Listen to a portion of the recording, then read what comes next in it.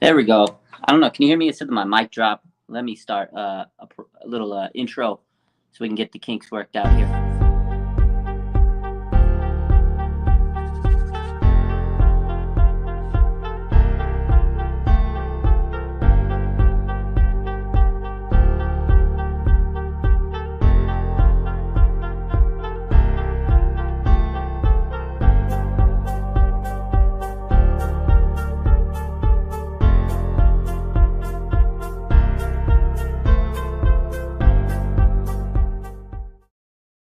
Yo, what's up, everybody, ladies and gentlemen, boys and girls, children of all ages? How we doing? I was out today, but there was a big rumor that dropped today.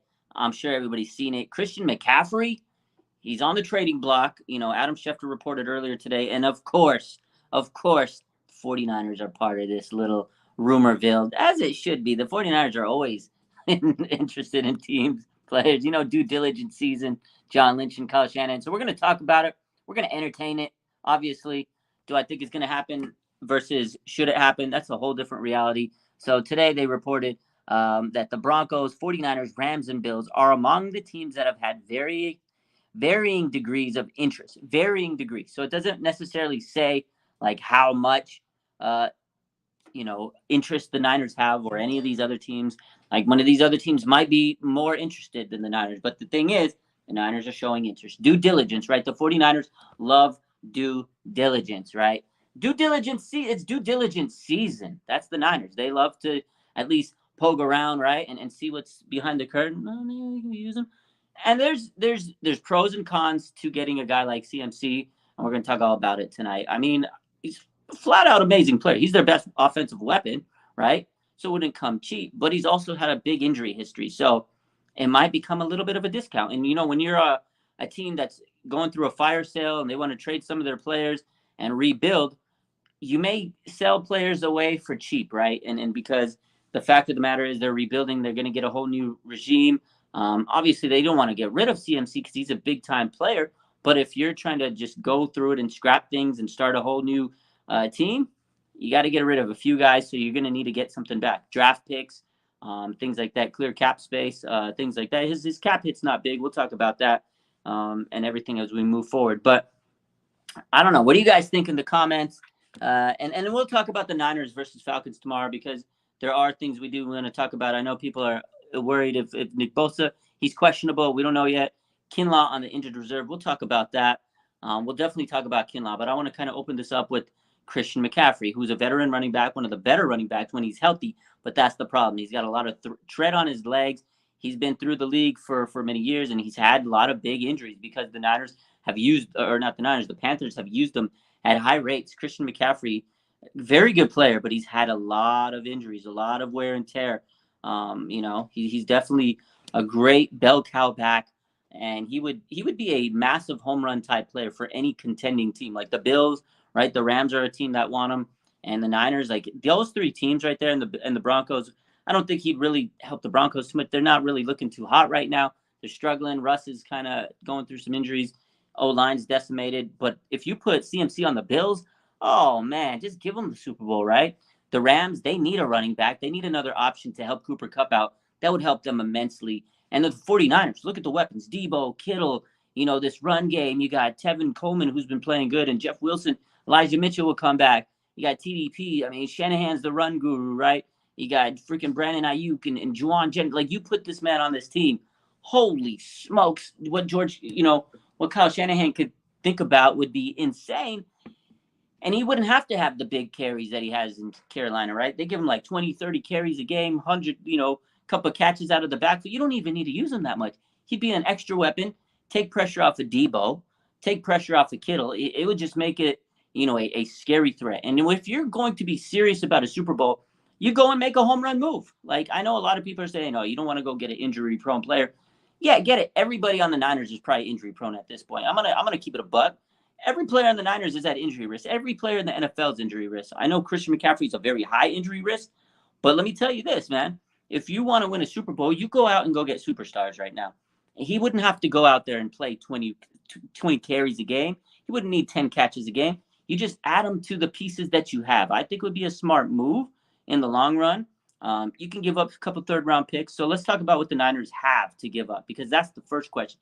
Do they even have anything to give up? I think so. Christian McCaffrey a couple years ago probably would have been a first-round pick, right? A first-round pick type trade. He's had a lot of injuries on him. He's got a lot of wear and tear on those legs. Teams know that. They know his injury history. The Niners next year have a second, 3/3, a fourth, a fifth, the sixth, and the seventh. Don't give away the fifth pick, because the Niners are so good in the fifth round, the sixth round, and the seventh. And undrafted players, they can kill it. So honestly, we have 3 third-round picks. Give them 2 third-round picks. It doesn't matter, right? The Niners don't necessarily need their early round picks, although it would help, right? 3 third-round picks is great. I think you could give them a third and a fourth, and you'd be cool with Christian McCaffrey. Honestly, do. In 2024, they have a first, a second, a third, a fourth, a fifth, a sixth, and a seventh. And those two little breakdowns, that doesn't even include compensatory picks. So we're going to get comp picks later down the line after the offseason kind of hits. So we may get more late round picks, right? So a third and a fourth, maybe you get that for Christian McCaffrey. And the Niners have a wealth of running backs. TDP, he's young. You have Jordan Mason. You still have young running backs that are still going to be able to develop. But this is a home run type player. I feel like you go for the move, man. I know a lot of people, like Gabi says, it'd be a bad idea. I don't think it would. This offense is the one limiting factor of this team, right? It's still like missing something. I think getting Christian McCaffrey for a year or two, it wouldn't hurt him. It really wouldn't hurt him. I think it would help. And I know people look at the injury risk. Why not? Why not go get a guy like Christian McCaffrey? I think it would help. Obviously, he does have high injury risk, so you don't want to give up too much. And then there is the money part, right? The money part. So let's take a look at Christian McCaffrey, right? So his base salary for 2022 is $1.35 million. He took a restructure this offseason. So his cap hit isn't, or his base salary, not too much, right? So his financial burden isn't that high. He has $35.6 million remaining in 3 years of his contract, remaining over 3 years, $35.6 million. Only $1 million is guaranteed. So you can kind of get out of the contract a little bit easier. It's flexible for teams that do want him. So it's not like he's going to be costing you a lot of money. $1 million guaranteed. Panthers would take a hit. It's serviceable. Maybe he would want to type like a contract rework or extension, whatever the case is. But it's not like you're going to be paying an arm and a leg. And there is ways around it. He's a good player. I think the Niners, adding another weapon wouldn't hurt.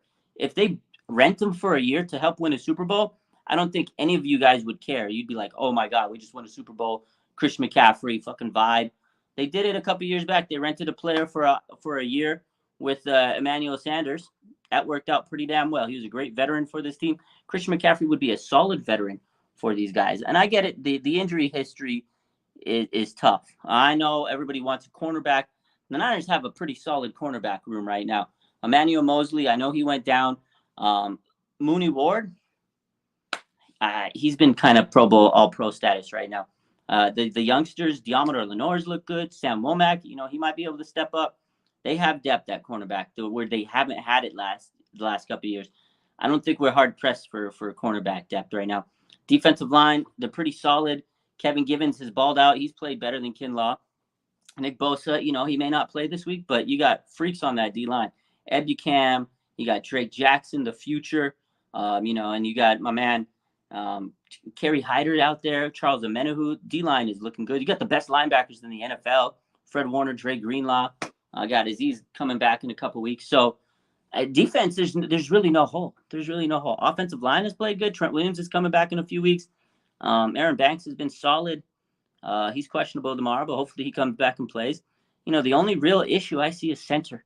That's it. Jake Brendel is probably the only real issue right now because everybody else has been solid. So I don't know, man. The whole starting D-line is out, but do we really need them tomorrow? Okay, so let's talk about the whole D-line being out. See, this is what everybody's misconception is. Javon Kinlaw, everybody says he's out, right?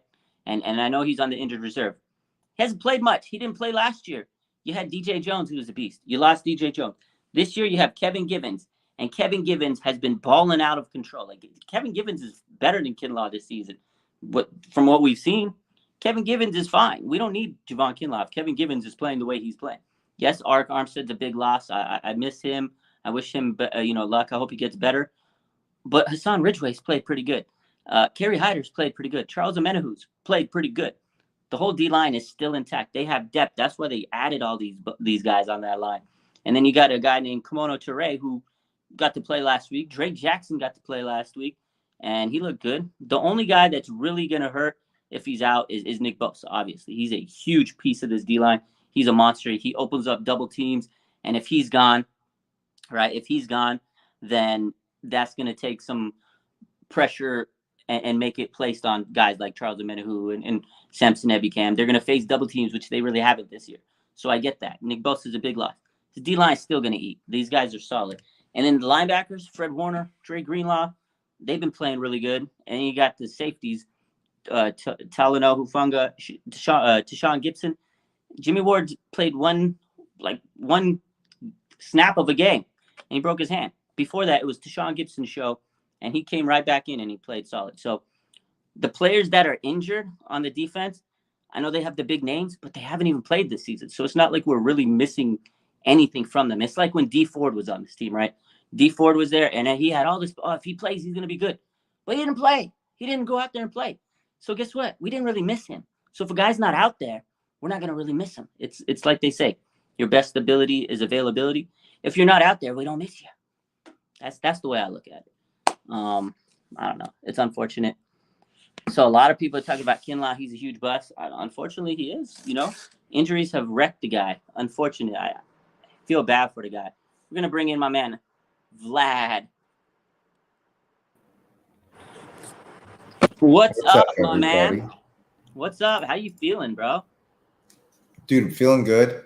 Excited for this game because it's gonna be it should be a victory Monday. Should be. You don't want to look past the Falcons. They but it should be a victory Monday. It could be a trap game. Because Atlanta, and I've talked about this all week, during the week, that Atlanta's better than their record indicates. They're 2-3. They've been in every game. They've been scoring like 24 points a game, so they could score. They have a great run game. They have some solid players on defense, right? Grady Jarrett. You got A.J. Terrell. They hang around in games. They're a well-coached team. I don't think it's going to be easy. I think the Niners will win, and we're playing with our B team. We might have 10 starters out.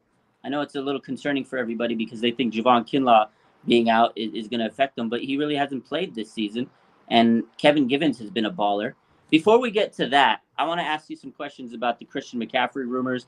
I'm sure you heard about it. So it's just a rumor, but we got to talk about it, right? So the reports are saying that, Christian McCaffrey's on the trade block. I think Schefter reported it earlier. Then later on, there's some reporters there saying the Broncos, the Bills, the Rams, the Niners, they're all interested in Christian McCaffrey. I think it's due diligence, right? Kyle Shanahan and John Lynch are always going to do their due diligence. Do I think that they're going to get him? I don't. I honestly don't. But do I think they should get him? I think they should at least do their due diligence and see what, sniff around the corner and see what it would take. He would help this team. And I know a lot of people, he's injury prone. Why waste money on an injury prone guy? This is a home run type player. And if you add him to Kyle Shanahan's system and he can stay healthy and you don't overuse him and you give him maybe 10 catches or 10 snaps a game, he'd be a big time piece for this offense. Because this is one of the things that's been limiting this team, right, is the offense. If we can get this offense to be a little bit more explosive, who's stopping this team? With that defense, that's the way I look at it. So it's the 2022 season. Christian McCaffrey has another 4 years, including this one, on his deal. So 22, 23, 24, 25. That is a total of, let me do some quick math because these are big numbers. You're talking about, let's keep it round, 9 plus.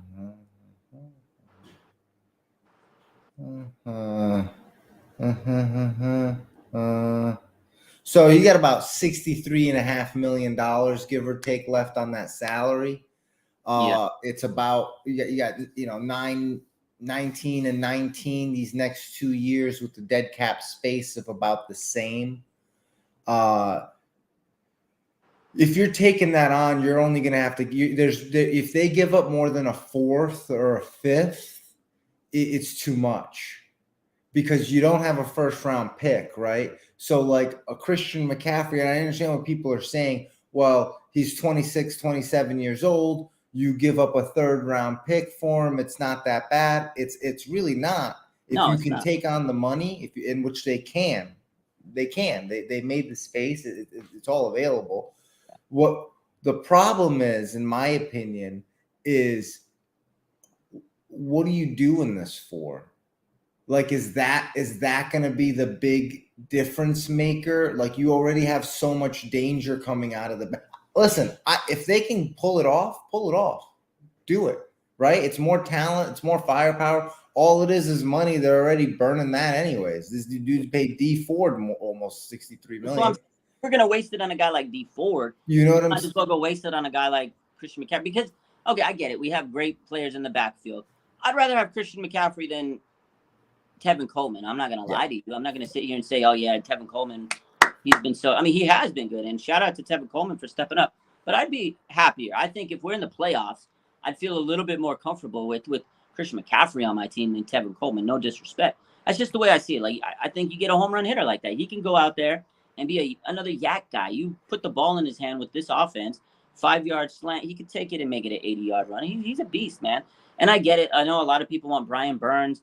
Now, Brian Burns would be absolutely out of the cost market because you have to pay Nick Bosa next year. You're not going to pay 2 top edge rushers premium money on them from the market. So to me, that doesn't make sense. Now, I know we drafted Drake Jackson. Like, if you give him time and you're patient with Drake Jackson, he's going to turn into a top 10 edge rusher. Like, it's just look at the guy. He's been flat out playing amazing.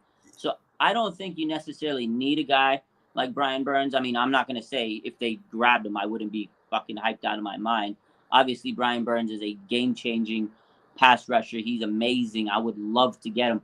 But this is a guy, Brian Burns, you need to give up first-round picks. We don't have a first-round pick until 2024. So there's no way I feel that we're going to be able to compete with other teams that may get Brian Burns. And I think I read a report that he's not even on the market. So, of course, would we want Brian Burns? Yeah, you stack the defense. That's the heart of this team.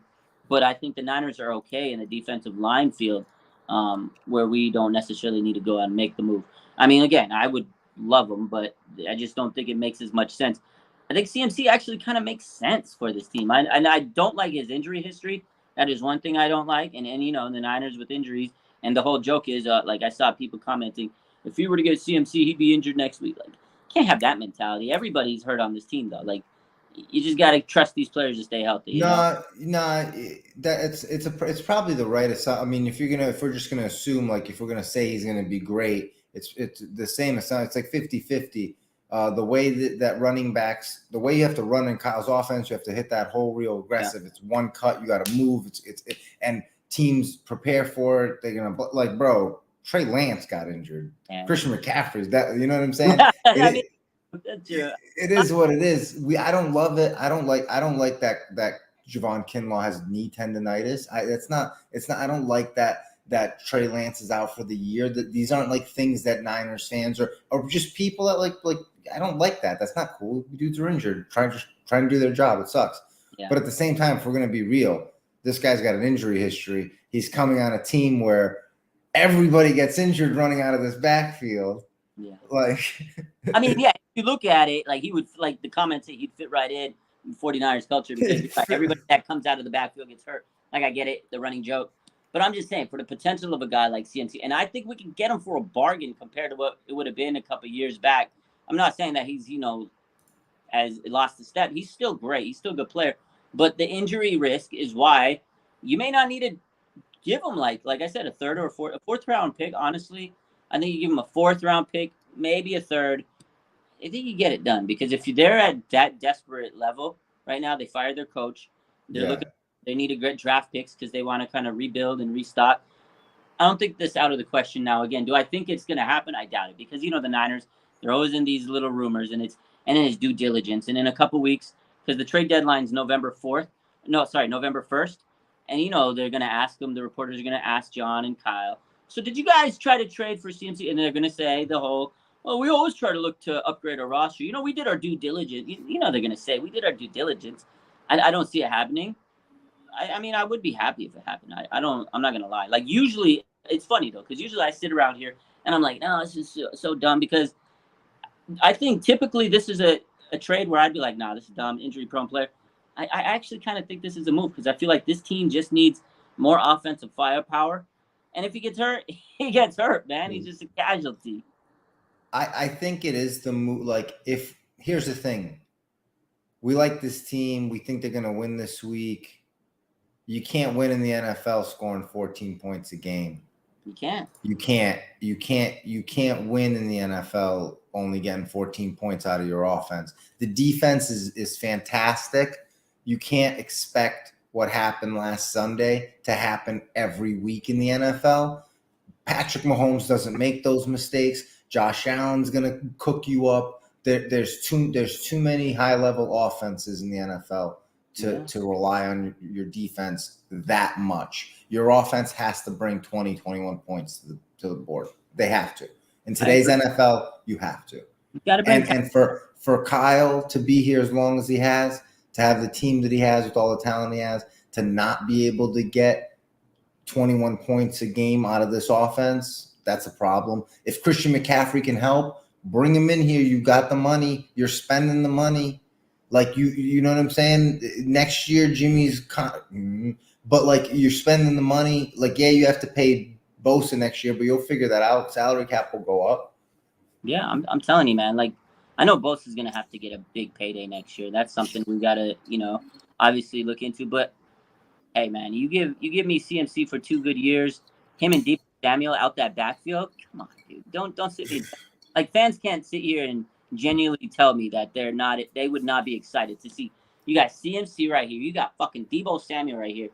In the backfield, come on, man. That would be scary. And I know everybody's the offensive line. The offensive line has been pretty good. Trent Williams is coming back in a few weeks. So you got Trent Williams. You got George Kittle, Deebo. You'd have CMC. It would be a damn dynamic offense. The only problem with your offense is going to be your quarterback. But, like, legitimately, if you get CMC and you can't put up 21 points every week, something's wrong. You know what I'm saying? But honestly, if you're asking me where I think he goes, I kind of think it's going to be the Bills, just because if I'm Carolina, bro, you just came into my house, dog walked me, had my coach get fired, and now I'm going to trade you my MVP. Kick rocks. He's going to the AFC.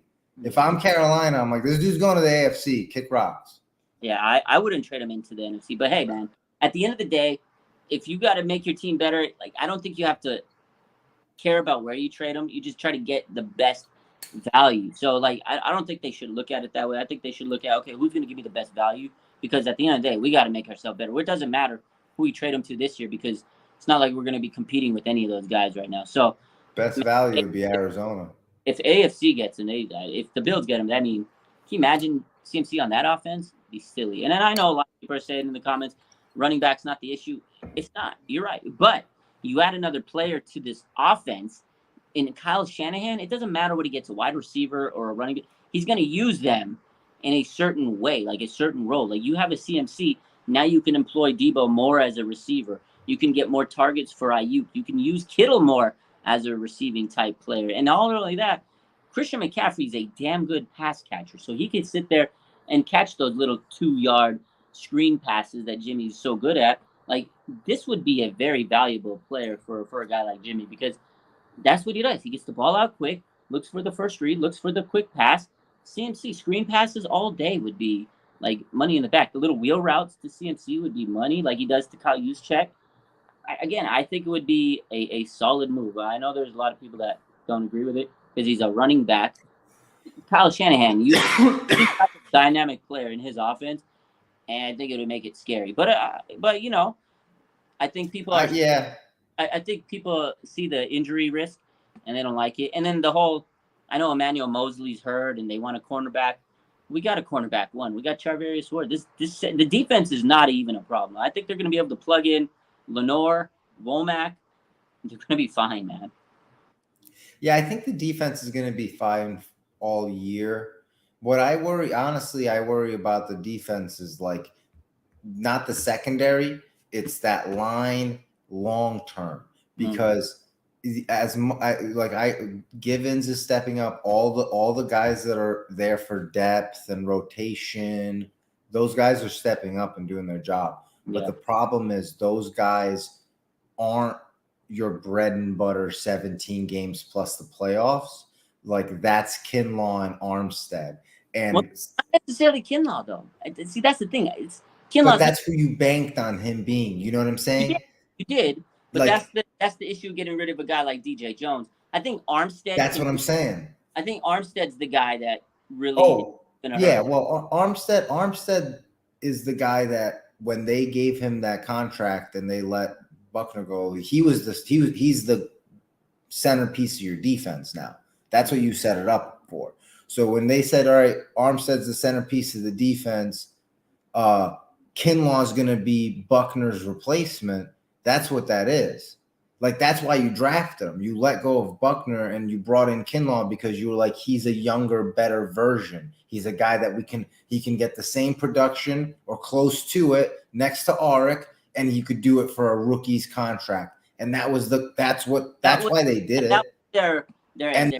And like, they didn't think, all right, he had knee tendonitis. They didn't think, like, they were like, all right, these things can be. They looked at the bottom line. They looked at the money factors, and they're like, okay, Defoe, great player, but we can't afford him. We can get a guy that could potentially be that good for a cheaper amount. But you're right. They overlooked the red flags, the knee issues, the knee tendonitis.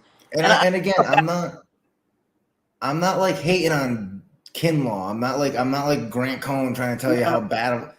It's not his fault that he was put in that situation. Yeah. It's not his fault that they decided to draft him at 14 and trade the centerpiece of their defense for. That's not his fault. Like, he's just trying to live his life. Yeah. It's now I'm hoping it's fine when we're seeing Givens and all these guys are playmakers. You see how good I'm forgetting his name. He went to Seattle, now he's back. Oh, Kerry Hyder. Yeah, Kerry Hyder's playing great right now. Playing great. Yeah. So like, as long as those guys can do that for 17 games and the playoffs, we're fine. I think they've never done it. I know, but Kinlaw hasn't either. But that's the thing, and I'm not hitting on Kinlaw. I feel bad. I genuinely feel so bad for Kinlaw because you're right. He didn't go out there and ask. He didn't put a gun to Lynch's head and say, draft me with 14. Don't take in these other players that these fans want.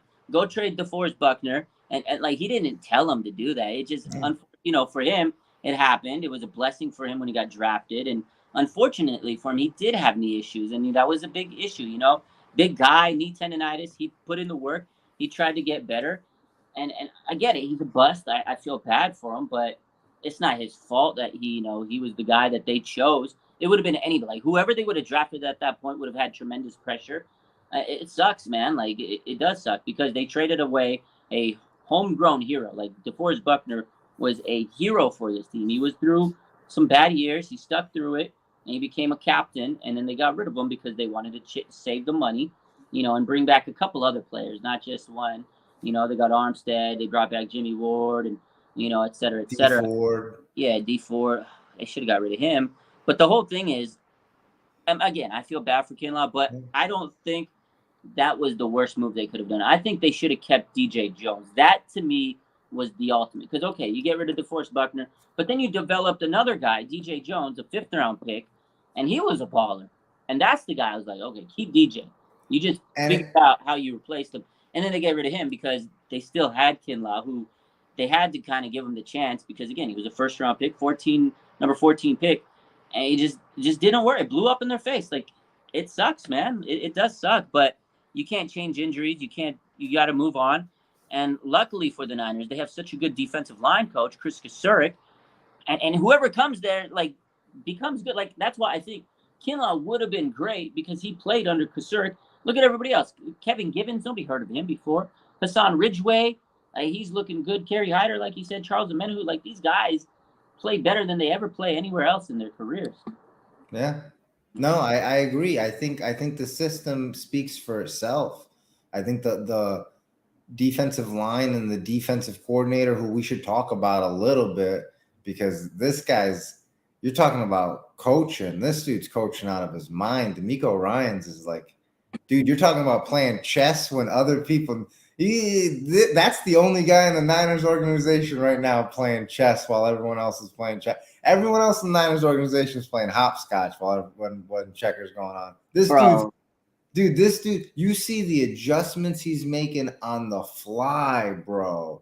One week he's blitzing all out. The other week he's playing zone coverage. He plays man when he needs to. He plays zone when he needs to.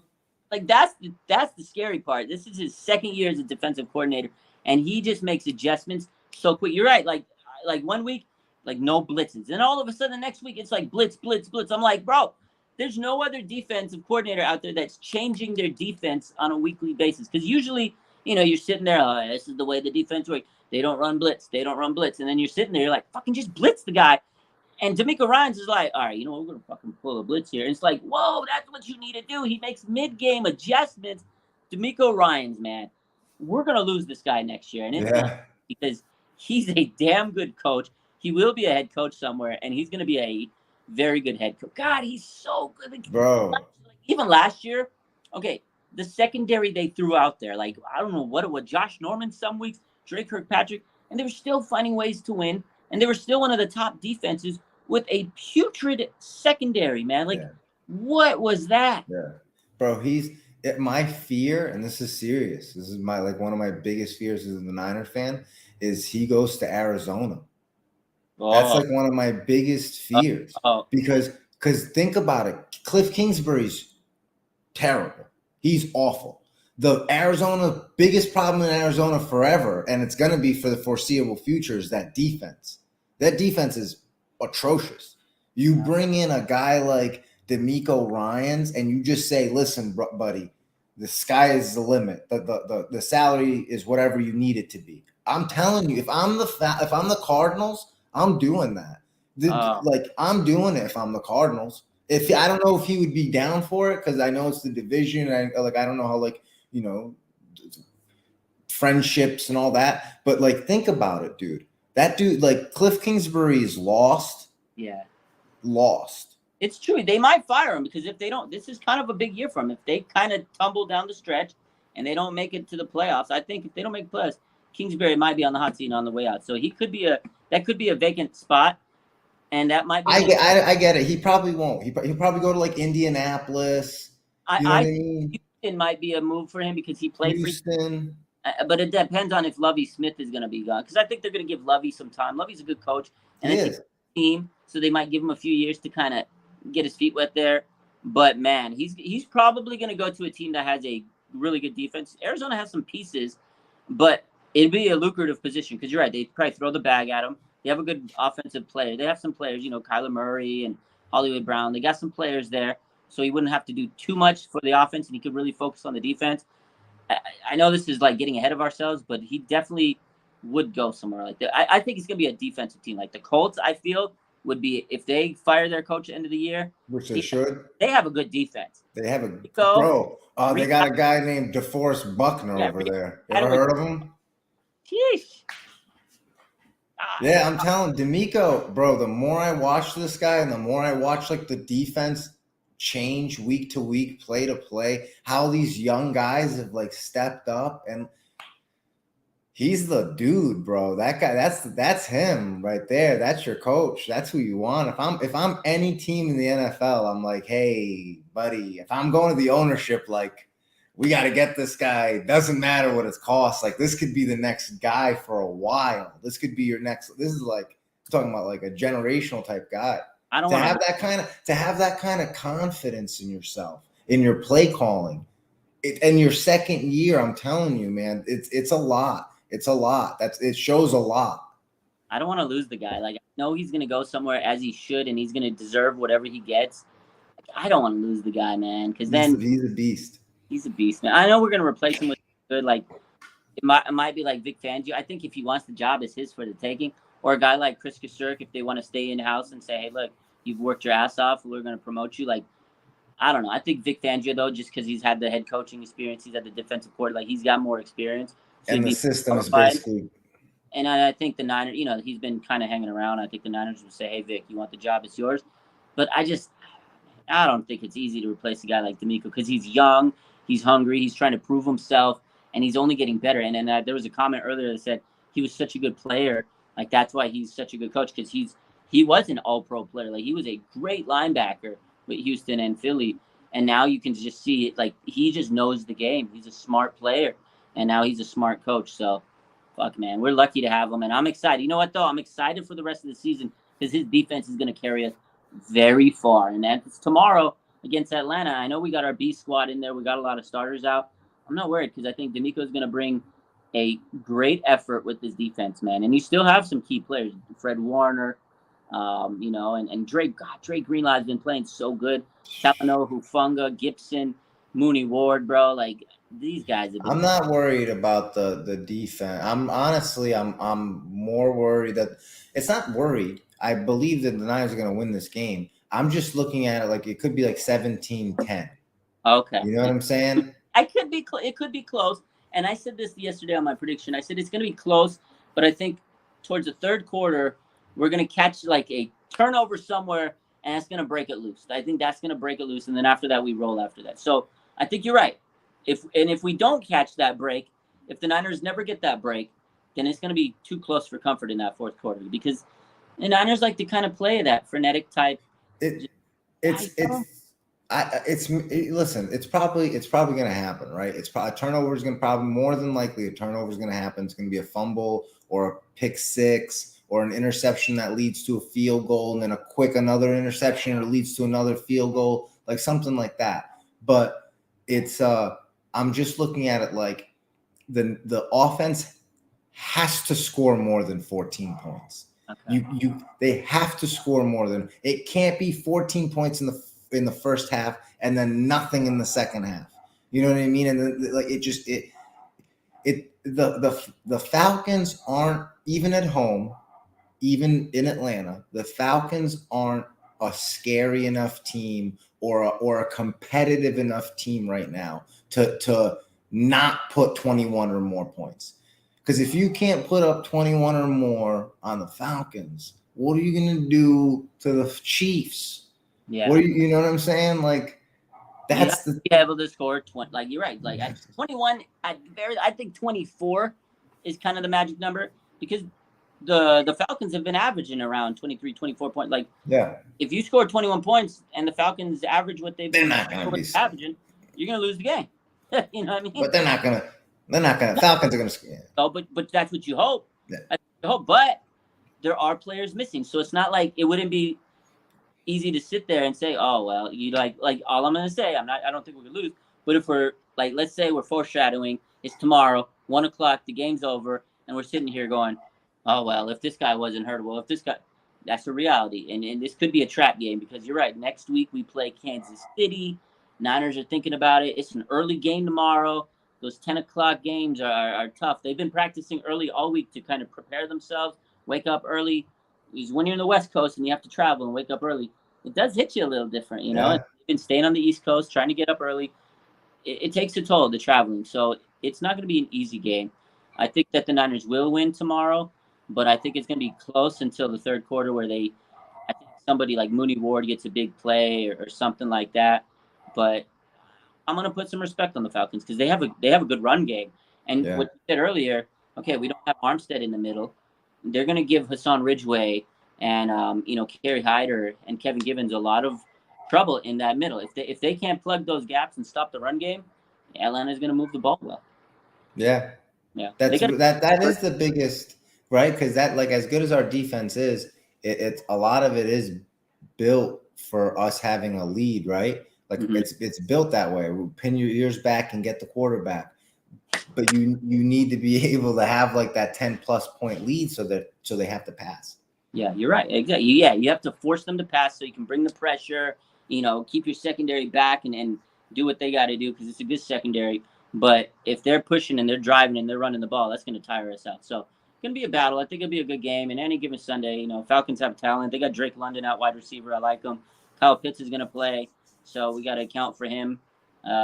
But I don't know. I think the Niners will do enough. I think Jimmy just has to limit turnovers, stay efficient, keep a clean game, get the ball to Deebo Samuel, and maybe get the ball to Brandon Ayuk a little bit. That'd be nice to get him involved. That would be a little nice. He's good, man. Every time they throw to him, he does something with it. Nice, man. He's good. He is good. You got to get him the ball. Feed BA, man. It's like you could tell he wants to break out so bad. He just like, give me the ball, man. Give me the ball. They do have to add a few more plays into that. Like I'm listening. Who am I? I'm just watching. But even as I watch, I'm like, all right, this is going to be a run. All right, this is going to be a pass. Like you can see, like, all right, they lined him up this way. All right, the wide receivers are over here. Oh, he moved this guy to the right side. It's going to be a run. Yeah, you can kind of predict it. And again, they do have a script. Yeah, you kind of like figure out Kyle Shanahan's script a little bit. There was a comment there.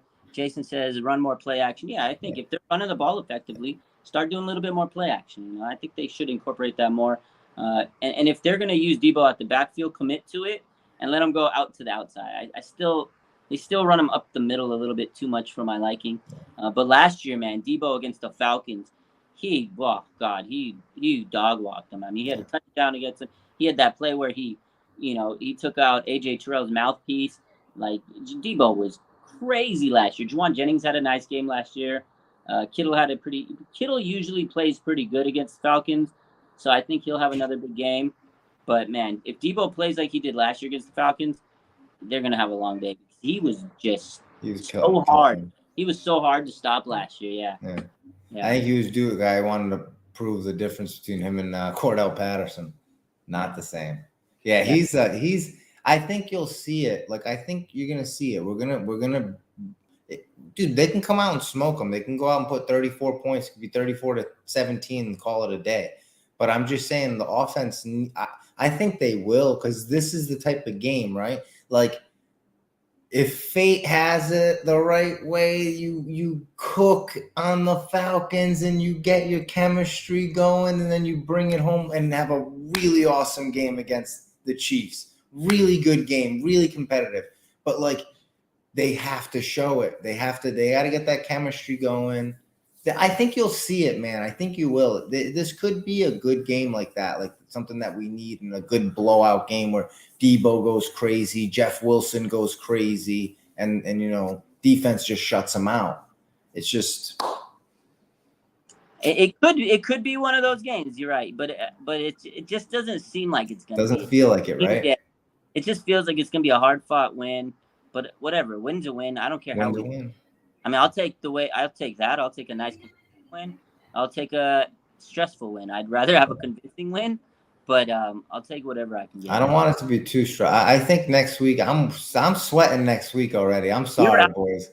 I'm sorry. For the last 3 weeks, every time we talk, Vlad, you're like, oh, Kansas City. This was like since week 1, bro. I know you're looking forward to that one. I can't wait. I like this is the game, right? This is your revenge, right? This is the revenge tour. 3 games coming up. Drew says this is a big game with the Rams, Chargers, and Chiefs all coming up. We got to get this done. This is true, because after this week, if we go to 4-2, we got 3 tough games. Chiefs, big time game, and then Rams. That's a Monday Night Football game, I believe, and then the bye week, and then the Chargers Sunday Night Football. So those 3 big premium game, like you. Oh man. Yeah. Dude, yeah, but in my head, the reason that Chiefs game is all that revenge stuff. This is your revenge. You got it at home.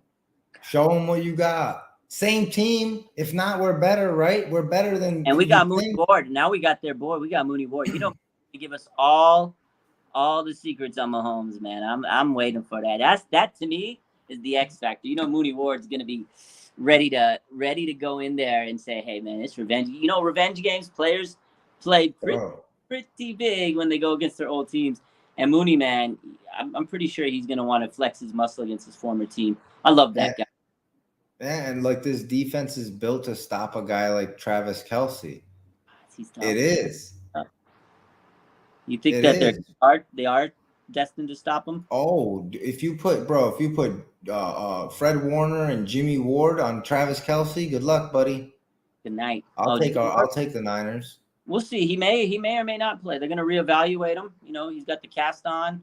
They're going to see if he can play. Hufanga and come on, we're good.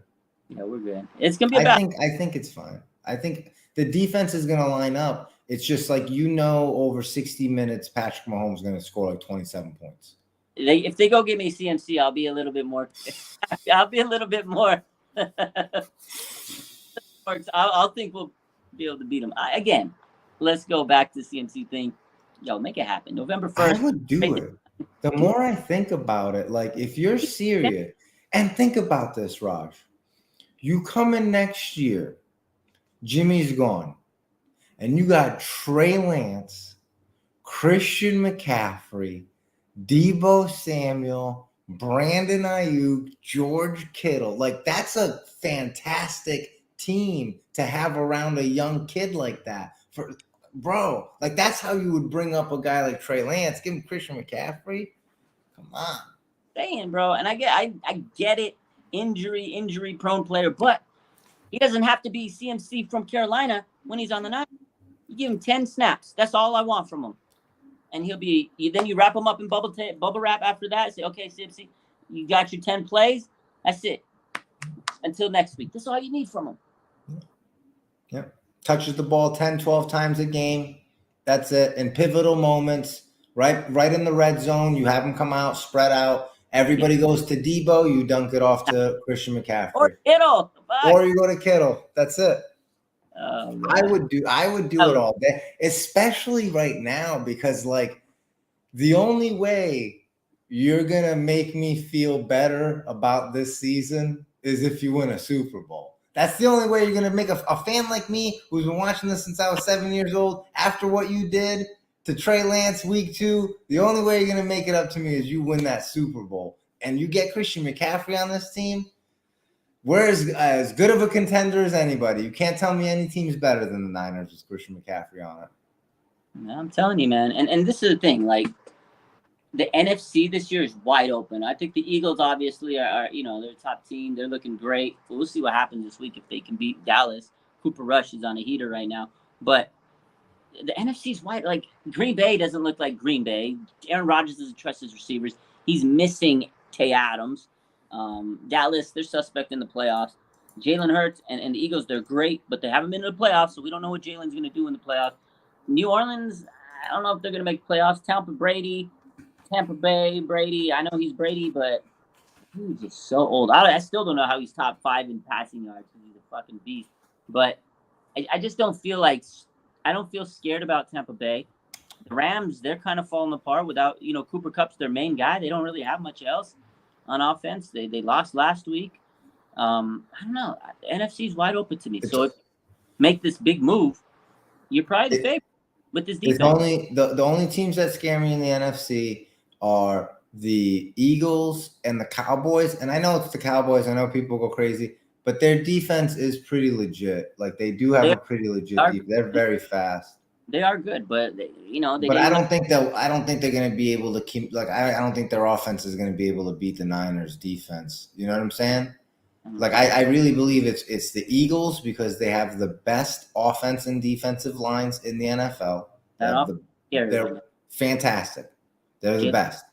Beast. Complete units. AJ Brown. Beast. Devontae. And Jalen Hurd, like, he's best deep ball in the NFL probably. Looking that dude runs like they're dangerous. I'm not gonna hate on the Eagles. They're a super dangerous. No, team. They're a good team, man, and I got respect on them. But again, last year, but that's pretty much it. They made it to playoffs, but again, Jalen Hurts, he hasn't shown much in postseason. Regular season is a whole different story. In postseason, again, I know he's young, so there's still a lot of time for him to rewrite his story. But like Aaron Rodgers, regular season, he shines. He gets to the postseason and he takes a dump. So yeah. That's all I'm saying. You never know. Postseason's a whole different monster. Niners play good because they have such a good defense. They make it to the postseason. They usually do pretty well in the playoffs. So we'll see, though.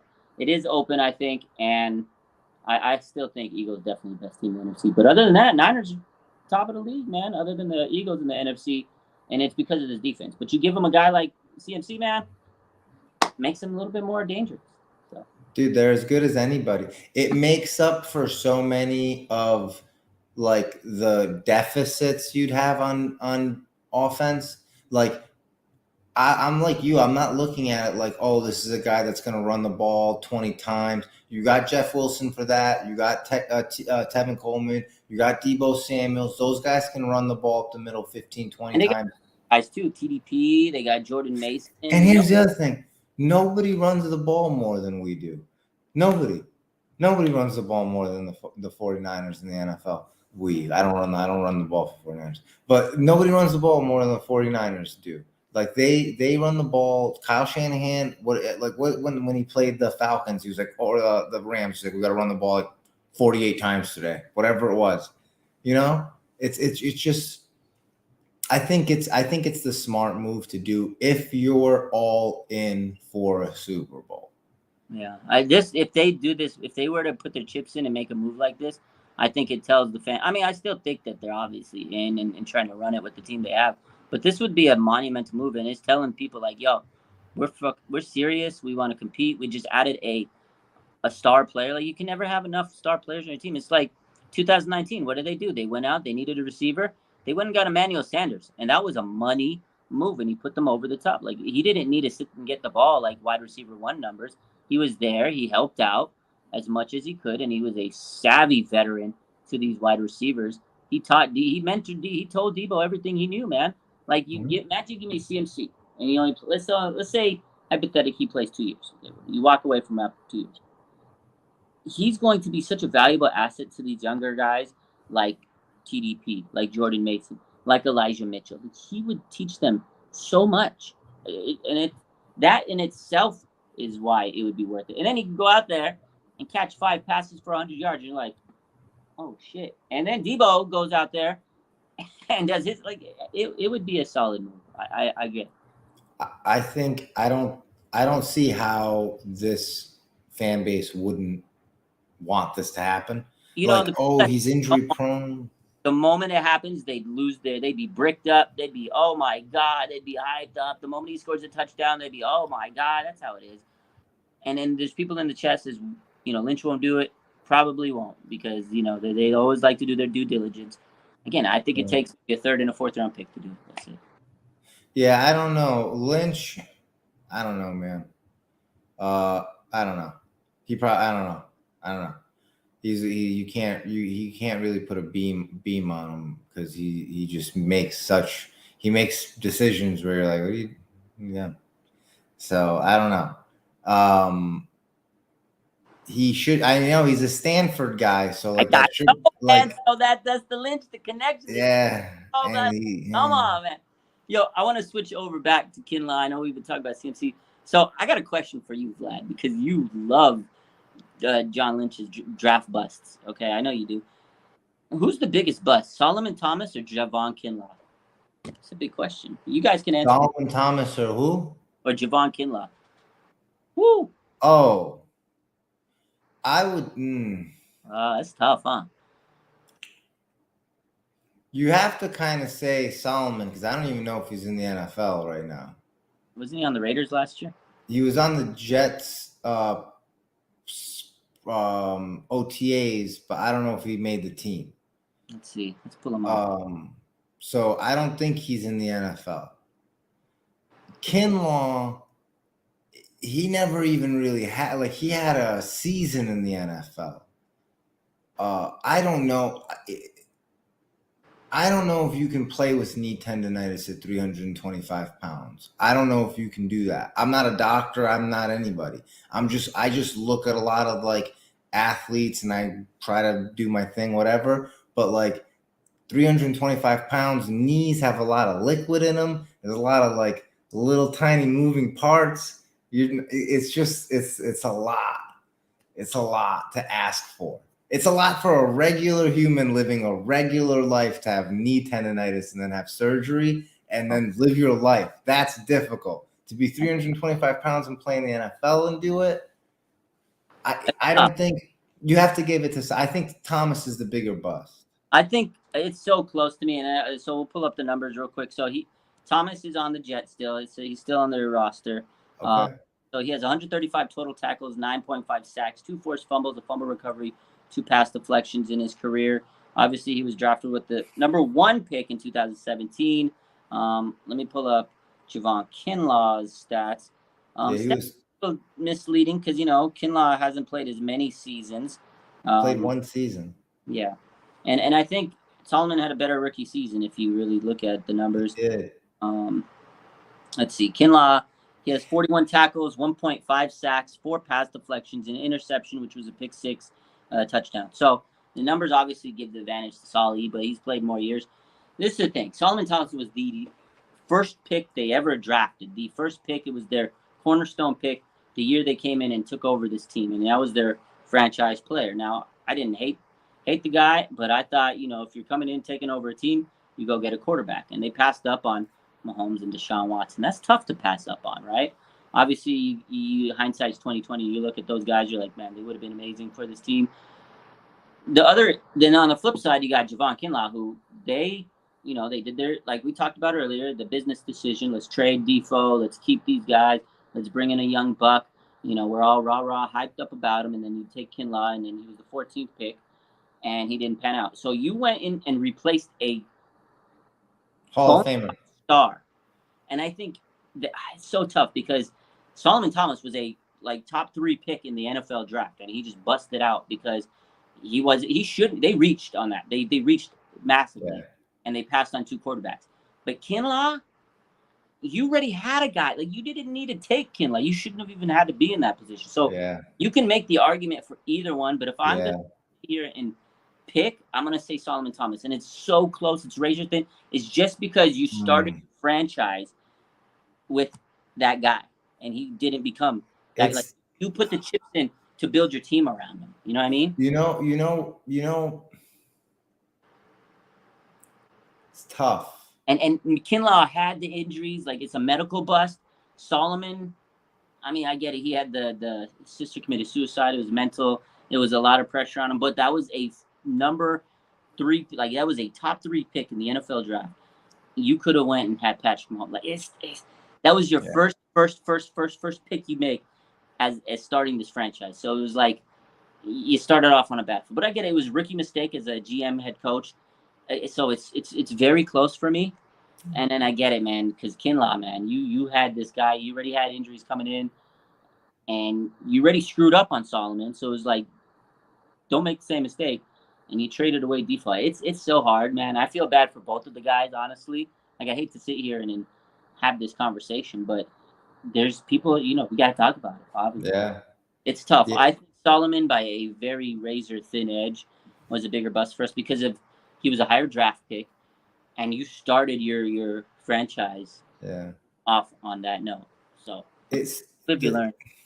If you're just looking at it strictly by pick, you would say it's the guy you gave the 3rd overall pick to. Yeah. But when you look at the picture, the whole picture, it is Kinlaw. Because here's the dog. Because if you look at the whole picture, here's my wet dog. Let's see the dog. Let's see the dog. Oh, it's so cute. If you look at the whole picture, Javon Kinlaw is supposed to replace a Hall of Famer. Yeah, you already had him, and you basically get 1 season out of him. If hopefully, hopefully he comes back next year and he has 1 good year before he's free agent, I guess. Well, they can pick up the 5th-year option. Yeah, they're gonna pick up the 5th-year option. They're if you don't, it's like you admit that you're wrong. Really admit it. But I think when you give up Buckner for Kinlaw, he doesn't turn out to really be anything. That's probably worse.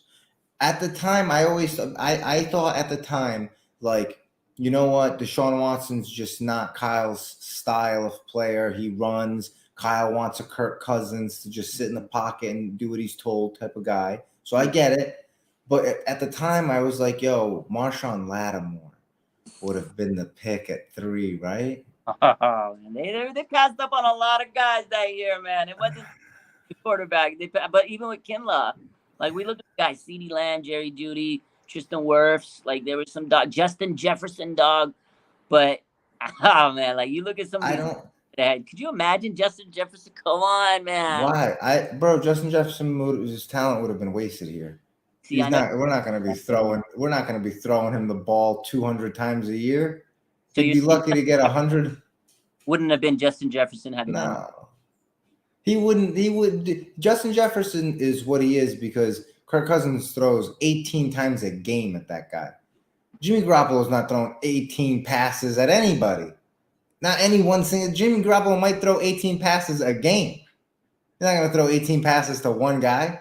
So that's why Justin Jefferson, the guy like Justin Jefferson wouldn't make sense here. Guys like Devontae Adams, guys like Deebo Samuels make sense here. Like the guys that can play running back. Brandon Ayuk played running back before. He said, he's the kind of guy that, and you could see it in him. He's like a yacky guy. Hit you, keep running.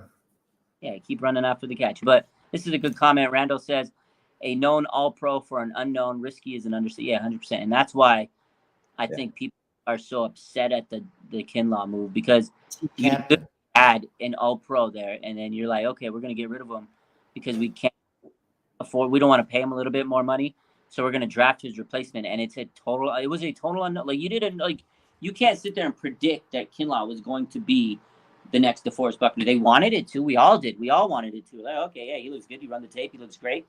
He's going to be the next default. But that's a lot of pressure on the guy. When you already had the guy, you didn't need the next guy when you had the guy. So we had him. Tough, and man. Just imagine how much easier a guy's job, a guy like Nick Bosa's job is when you have Buckner in the middle. Man, it is what it is. Like, we can't look back at that kind of stuff.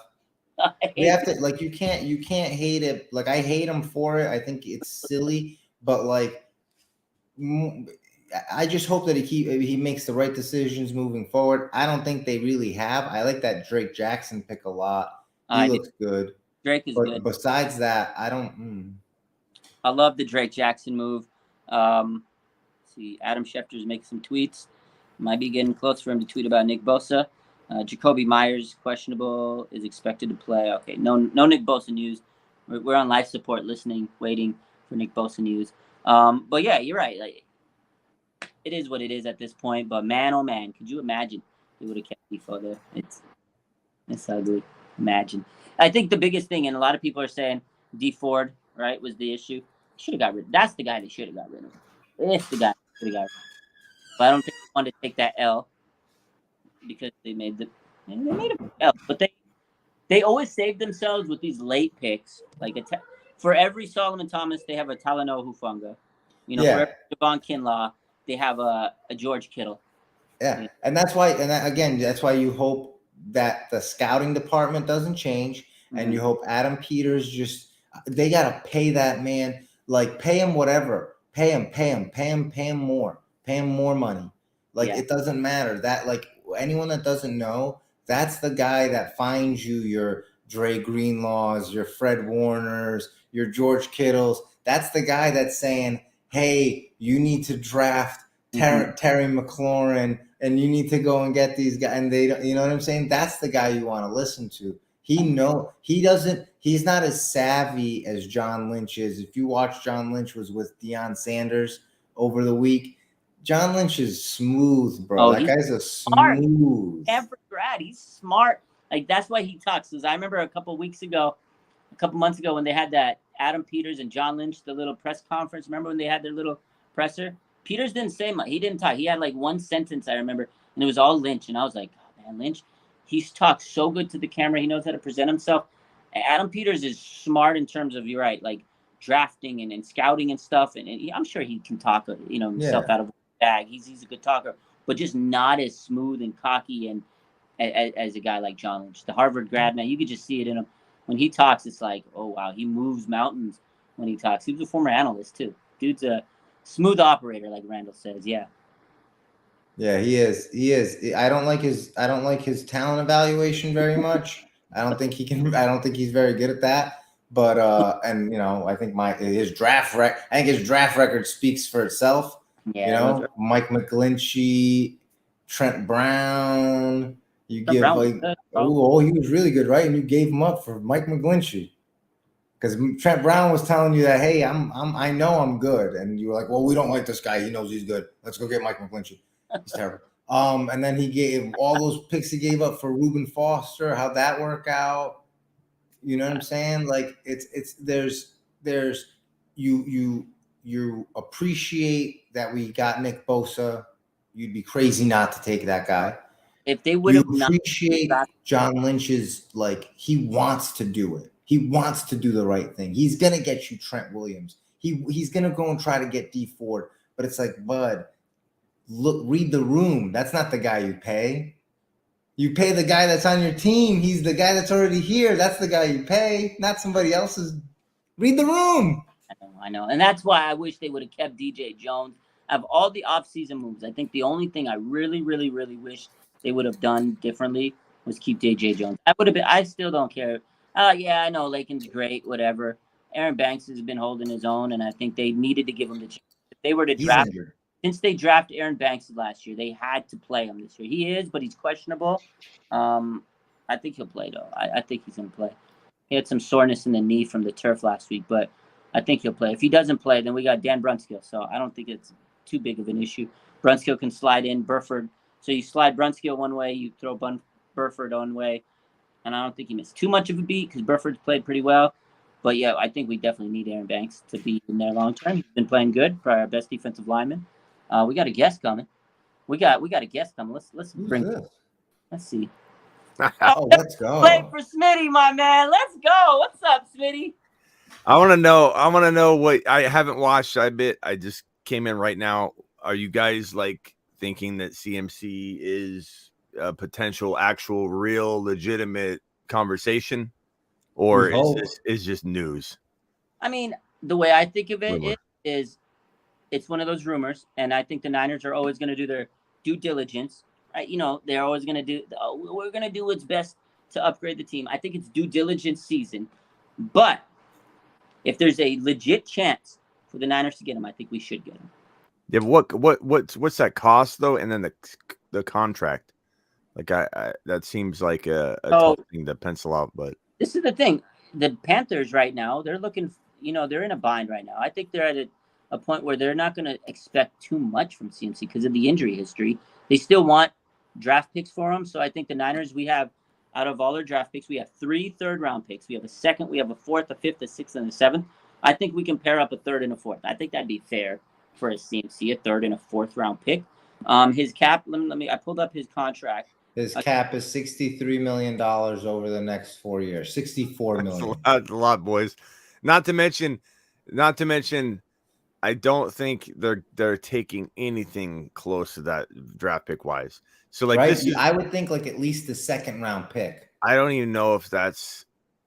I mean, I could see it happening. I could see it being like, really, that's all CMC cost, and I could see me being shocked at the actual exchange and draft pick capital. But it's definitely not going to be thirds and fourths or anything like that. It's going to be like shockingly a second, and we're like, holy crap, like couple seconds or something like that would be. I'm not saying he deserves the first necessarily, but he kind of does if a team's ready to win now and they're ready to rumble. Like, let's say he landed with the Buffalo Bills, they would pay a first rounder, and the Buffalo Bills would be just the team to beat. Like, they're already the team to beat, but they would just be game over. Yeah, everybody's playing for next year if the Buffalo Bills get CMC. You know what? I hate to say it, but I don't want Shanahan to be running this guy into the ground, bro. He wouldn't. The thing, I knew you were gonna. I love you, Smitty, because that's what everybody's saying is you bring in CMC, he's gonna get hurt because you're gonna run him to the ground. You don't even need to give him. You give him 10 to 12 carries. That's all you win. He's a home run. Why get him then? Why get him then? What? Why get him then? The offense even more dynamic. Yeah, but all in on a guy. You'd help Debo and Kittle. Give the people what they want, man. That's like using a toy. Like you get a new shiny toy and you're using it. If he goes to the Bills, what is he going to do? Is he going to get the ball 40 times? No, Josh Allen's going to throw the ball. Yeah, but CMC is one of the best pass catching backs in the NFL. So he can catch like 10. He could have like a 10 reception game every like 4 games, bro. With the Buffalo Bills, he'd have 7 to 10 reception games like often. Whereas Jimmy G could give him the little Debo special, like here, and then what's Debo's not gonna like that. Debo gets all those. Debo just wants to win football games, bro. If they win a Super Bowl, I don't think anybody cares what stats, man. Yeah. Well, I'll just say this. I'll be shocked if the Niners are willing to pay the price. Like, we know that's the hang up here. Like, even if the financial thing is like one of the big obstacles, the bigger obstacle is, will you guys actually offer something? You didn't offer much for Stafford, apparently. Well, that's the thing. You don't Niner due diligence season. That's what I said. Yeah, it's gonna be like, hey, this is John. I think we'll give you a 4th rounder. Like some of the chat in here, 3rd and 4th round. There's no way the Panthers are giving up CMC for just that. They're gonna want seconds. And you think so? Yeah, he's a name. He is a name. No, he's not. No, he's like name. in one sense he is, Vlad, because I think that he could break at any moment, but he's still more than a name while he's healthy. No, I'm saying like I totally agree with you. Like he's worth value when he's healthy, but he's also a name. Like whatever team he goes to, jersey sales go up, viewership your gate goes up. Yeah, you know what I mean. Yeah, money. He money. brings. Yeah. What about you give up a young player, like a player and a pick swap, right? You can give them. Okay. They got TDP. They got Jordan Mason. They got draft pick, 4th round pick TDP. Nah, they're not gonna do that. Hey, you know, and I know you guys are gonna say no, and the chat's gonna go crazy, but like they need a quarterback. I'm just saying, if they don't believe in Trey Lance, let the man go. Let the man go. Trade. No, I'm just saying, if you want what's best for Trey, and you think that you're gonna go through this song and dance next offseason, then that's going to be talked about in a CMC deal because they need a quarterback. They need a quarterback. So they're going to ask for. I'm not saying. Look, for the chat's going to go crazy right now. Yeah, I'm not saying that it's the deal to make. I'm saying that they're going to bring it up. They're going there because they need a quarterback. Baker Mayfield. If I'm Carolina, I'm like, yeah, I'll give you Christian McCaffrey for Trey Lance, for sure. But like, if you're the Niners, you're not going to do that. If you're the Niners, though, Smitty, now I know me and you are in the same place when it comes to Trey Lance. We're very upset. We're very upset. We're very upset about the whole situation. We're very upset. But wouldn't it be nice if you were Trey Lance, knowing that you were going to come back next year with Christian McCaffrey? Yeah. Okay. So again, I already see the chat. No one's listening. They're hearing Jimmy. They're listening to Jimmy. They're not hearing Jimmy. I'm saying that it's going to come up. I'm not saying it's the right move. I'm not saying it's going to happen. I'm saying the Panthers are going to say, wait a minute, we need a quarterback. If there is going to be some kind of trade negotiation, that's going to be discussed. I'm not saying the Niners will do it, but if you're not gonna, let's say Trey isn't Shanny's guy, get out of your own heads for a second and stop thinking about what you want. Don't trade Trey. No, please don't trade Trey. Oh my God, get out of your own heads. This is not about you. If Shanahan's going to destroy him, if Shanahan doesn't believe in him, if Shanahan's not going to fully unlock him or enable him, get out of your own head for a second and ask yourself, is it better than to go through a song and dance next offseason than to get a CMC using that type of deal if that's the only deal that will get it done because you won't give up draft capital? Back, Smitty. Brock Purdy. You what? Then the Niners are going to need a quarterback if they trade away Trey Lance. Brock Purdy season. You're going to need a quarterback if you don't decide to put everything into Trey Lance anyway. Like, you're going to need a quarterback. Next year. He got hurt this year. He's our quarterback next year. Come on, Smitty. I honestly, I think it's probably going to happen next year too, though, right? That's what I'm saying. God bless the kid. God bless the kid. So you guys think that what happened this offseason has no chance of happening again? Give me a break. No, I'm telling you it's going to happen again next year. You're right. So why would you want Trey in that position?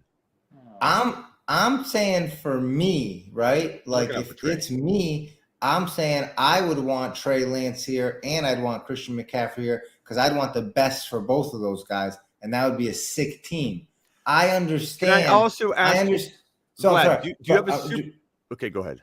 Sorry, just real quick. I'm like, I understand like the problem, the connecting problem with all this is how Kyle's going to run this offense, right? And that's going to be the issue, regardless of if it's Trey or if it's Christian McCaffrey, if it's Jimmy Garoppolo. It's how this offense is ran. What matters? Super Bowl. Super Bowls. Okay. Does next year matter right now? No.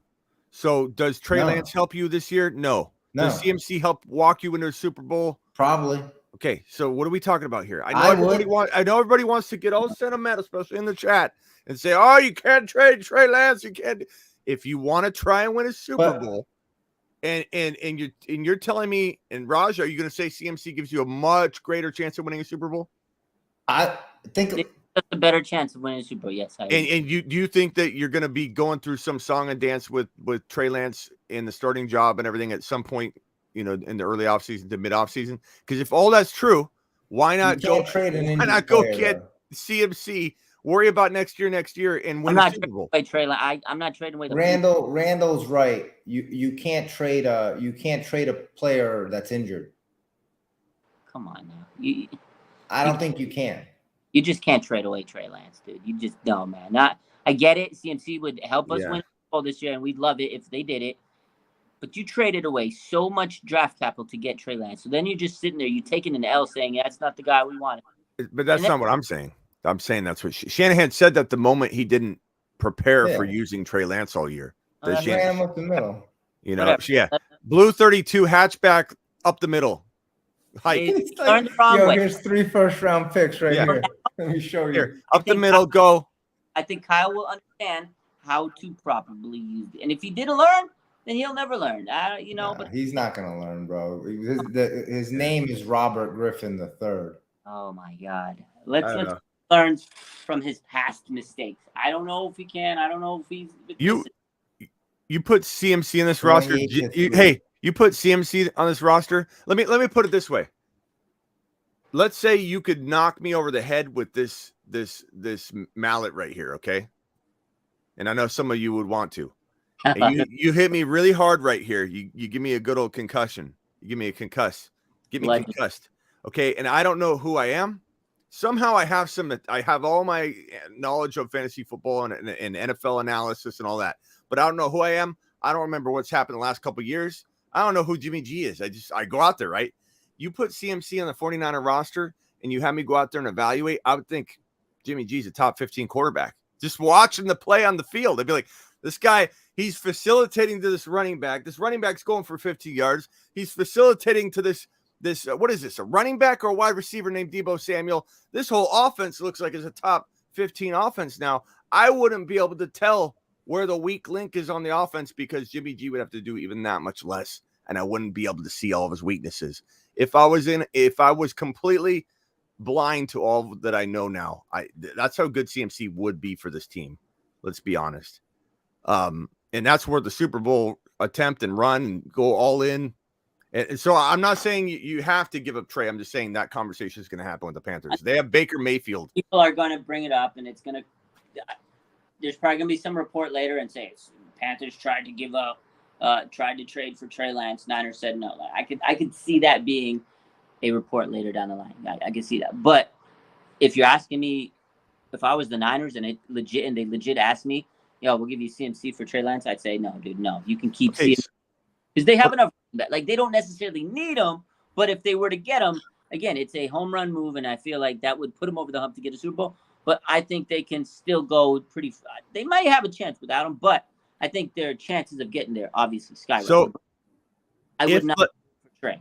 If, let's say, you get CMC, and let's say you win a Super Bowl, do you really believe that Jimmy G winning a Super Bowl with CMC isn't going to cause the craziest – okay, we're re-signing Jimmy G. We got to bring Jimmy G back. He won a Super Bowl. All those people, the Jimmy G lovers, are going to come out here and start talking him up.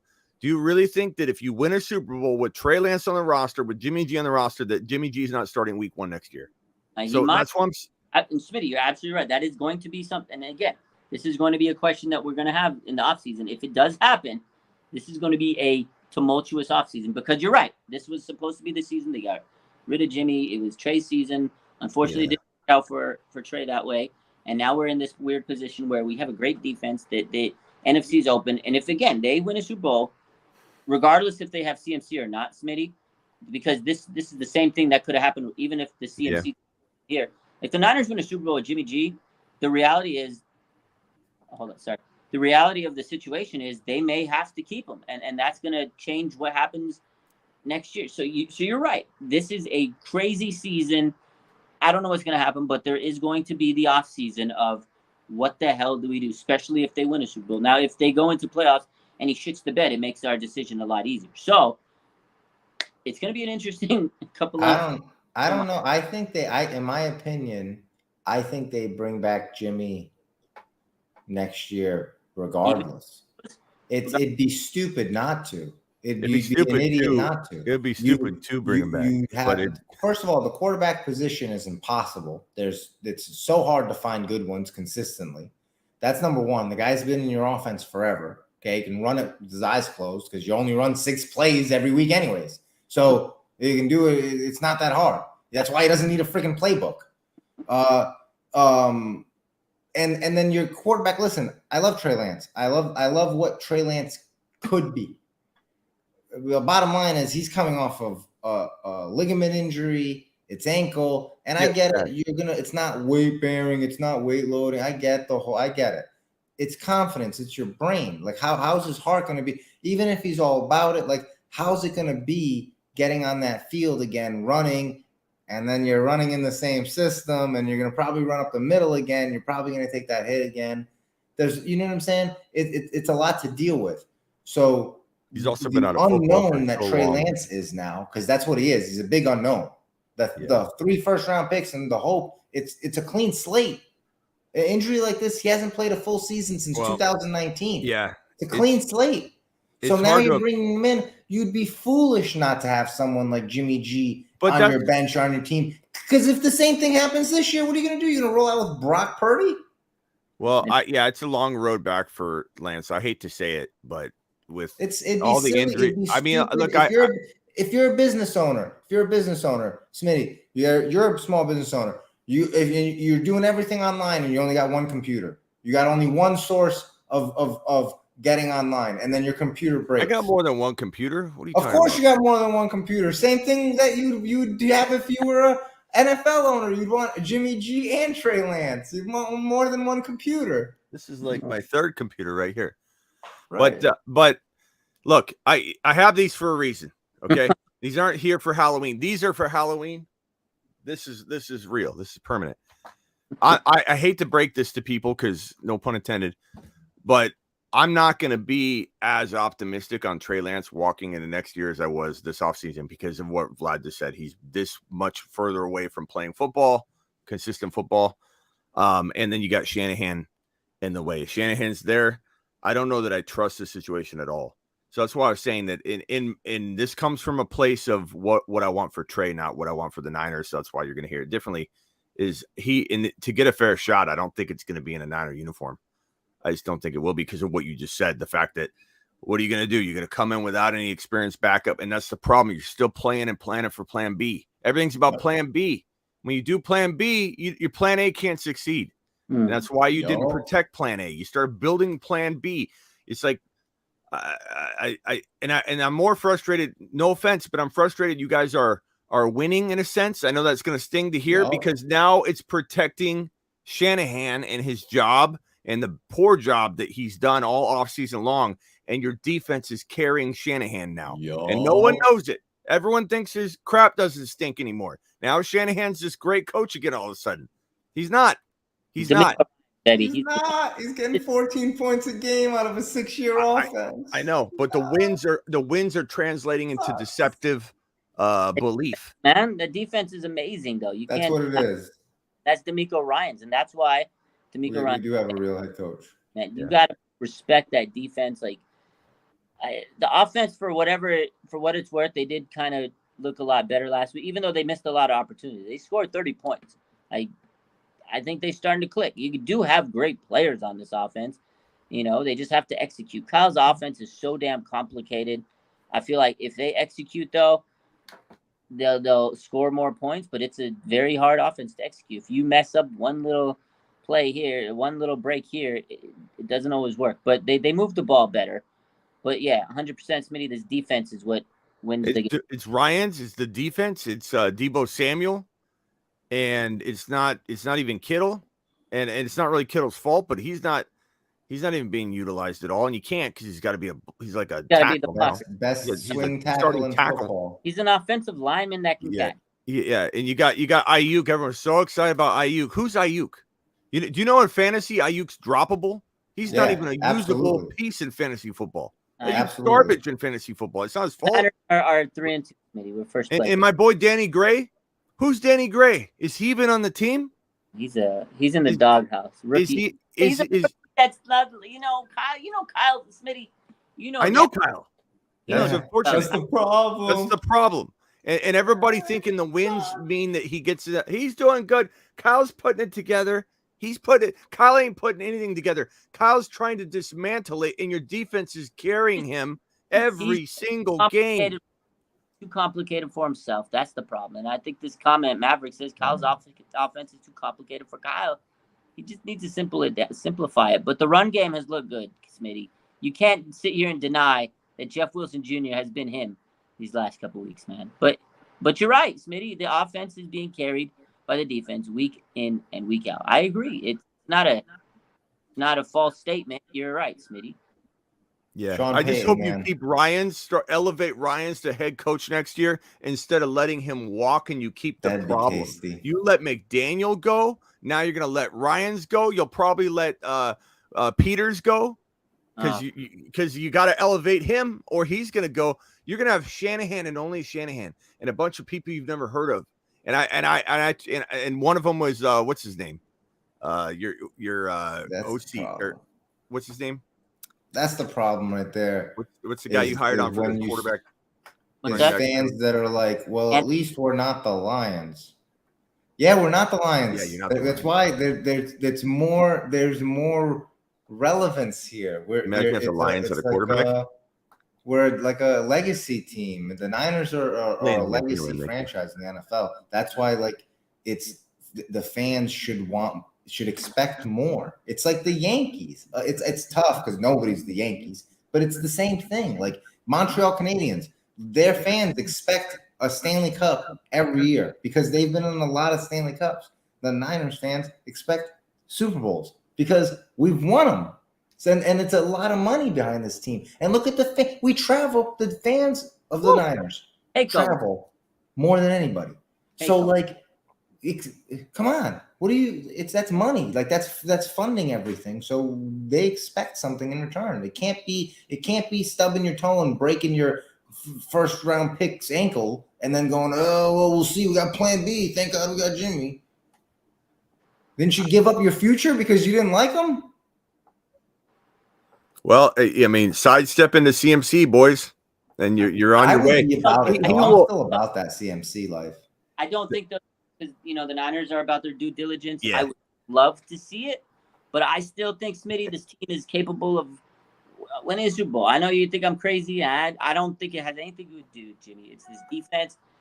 If you can manage the game, run the ball effectively, and let this defense do its thing, and whether it's Kyle or whatever, this defense is so good, dude. This defense is so good, Smitty. It is. This is so good. I still think that Kyle Shanahan's a better coach than Cliff Kingsbury. It is, but the problem is, Raj, you look across the aisle, and in the AFC, you have these offenses with these gunslingers that it doesn't matter how good the defense is. Josh Allen's scoring 3 touchdowns on you, no matter how good your defense is. He might have 2 or 3 interceptions, but he's throwing 3. They're so amazing. I get it. Josh Allen is him. Patrick Mahomes. These offenses in the AFC are dynamic. The Niners have to score 30, 40 points. We'll see what happens next week against Kansas City because I think this defense is going to stifle those guys.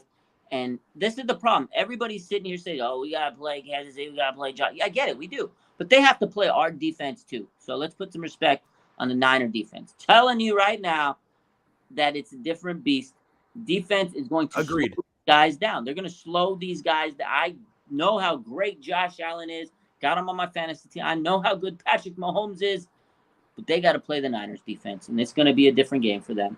So all I'm saying is, and I know everyone's going to take that as I'm saying the Niners can't win. I'm saying that when you have a quarterback that can't throw the ball, then you're going to have a situation where this defense can only do so much, and at some point you're not going to be able to score enough to keep. Yeah, I think it's. So that's just what I'm saying. I think you have to look at the way the NFL is catering these teams and catering the games. The NFL, they throw flags for certain reasons, right? I'm not saying that. I'm not telling you that the games are fixed. I'm not saying anything like that. I'm saying when you see certain quarterbacks get hit, there's flags. When you see certain receivers go out for big plays, there's flags. So when you have offenses like the Kansas City Chiefs, like the Bills that take those chances downfield, that creates flags, pass interferences. Forget passing plays, forget touchdowns. Because they air it out, your defense is going to get a flag. Now they're on the 15-yard line. That's not going to really happen with Jimmy. He's not airing it out that much. Right? So that's what the NFL caters to you when you do those kinds of things. That's why I'm saying, and for those that think I'm just here to drop negativity, I'm not. I'm trying to tell you that if you got CMC, I would, if I got hit over the head and I lost all my memory, I'd walk in and watch a Niner game and not know that Jimmy was a bad quarterback. I would say this is a good offense all around, because CMC would do that and help alleviate some of the mistakes and missteps that would be, I just think that's what I'm saying. So if you want positivity, I'm telling you that if the Niners do commit to this move, regardless of the cost, if it was Trey Lance, I'd do it. I would do it if I was the Niners, because it leads you to a Super Bowl. But who cares about next year when you don't? We're admitting that if you go to a Super Bowl, Raj, Jimmy's staying anyway. So why not use it to get CMC win the Super Bowl? Because you would have a shot. You'd have so my whole point is, how are you going to keep up with Buffalo? How are you going to keep up with KC, whoever you're facing in the Super Bowl? If you even make it through the NFC, which I think you could based on the defense, but when you get to the Super Bowl and you're facing probably the Buffalo Bills, if you have CMC, you're scoring 21 points. You're scoring 21, 20. If you don't have CMC, it's going to be hard to, because we know what Jimmy does in the playoffs. But that's the point. Jimmy's not going to throw the ball to CMC. I don't know, man. But he can throw it to Debo and CMC the way slant routes, quick release. Like he could throw footlongs. He could throw 6 yards down the field. He could throw a 6-yard pass, a 12-yard pass. And Trey Lance. Play action. I don't think you can trade an injured player. Give him every draft pick we got. You might be right on that, but I'll have to look into that on that. There's certain context, I think, where you can, but you can trade them. We got other people to trade. Yeah. Okay. So let's because everybody doesn't understand what I'm even saying with that. Leave it out. Okay. Go get CMC, get it done, and then I'll be back on here talking about how you guys are a favorite to win the Super Bowl. I know. But you know what? You know what John's gonna do? The Bills. Hello. We'll get back to you. While he's doing that, Josh Allen and the Bills. Yo, can we get? You want him? Yeah, here we go. Here's a 5th round, 4th round pick. Boom. Now the 49ers have missed out on the opportunity. I'll call you. The Bills have just traded tomorrow. Did they? Did they? No. We're playing it out, Vlad. Oh. And I'm taking my time while Raj and the Bills just acquired is doing the deal. They might. Because John Lynch is a sloth, and he operates at sloth speed. It's so bad, Smitty. Elevate Peters. Ryans at head. Move him into the head coaching spot. Trade Shanahan to go get CMC. Oh my God! Right? Right. Dope. And then Ryans can lead to a Super Bowl. Your defense is the reason you're going anyway. Wow. You're crazy. Don't you they need a coach. They need a head coach. Don't you think they would accept Shanahan in a 3rd and 4th round pick for CMC? And you guys are all going to laugh at me, whatever. Let's circle back in a couple months when you're all on board, because guess what? Everybody hated me for all my Shanahan hate and talk. Banana and now half the people in the chat love what I'm saying. Half the people are just like, Smitty this, Smitty that. Call me Grant Cohn 2.0. Grant Cohn is Smitty 2.0. Don't even put me in that ballpark. I've been doing this since Grant Cohn was in diapers. Grant Cohn was in diapers, sharding in his pants when I've been doing, like, give me a break. He's Smitty 2.0. What are you talking about? Smitty's been hating on Kyle for quite a bit, but it's true. And he's been doing it longer than Grant. Not a Niner fan. We know that, Smitty. Yeah, he's not a Niner fan. But yeah, no, it's actually the more I mean, that would never happen. But man, would that be tight? Man, would that be tight? If Jimmy G walked up to Shanahan, took his playbook, and said, "You're out of here." Oh, get outside of those doors. That'd be so dope, bro. And they were like, "Hey, You guys need a head coach. Just take Kyle. We Change got back. Demeco. We're Change good. back, baby. Smitty, I would not trade Kyle Shanahan for Why? You said last week, not, Raj, not you would Kyle Shanahan for CMC. Come on, man. Why? Raj, Well, not Kyle Shanahan for you me. said last week you'd fire Shanahan for Ryans in a second. Because I love Demeco Ryans, but I know, so elevate him to head coach and trade Shanahan for CMC. That would be you dope. out of your minds? You're out of your mind, dude. How That would be dope. It would never happen.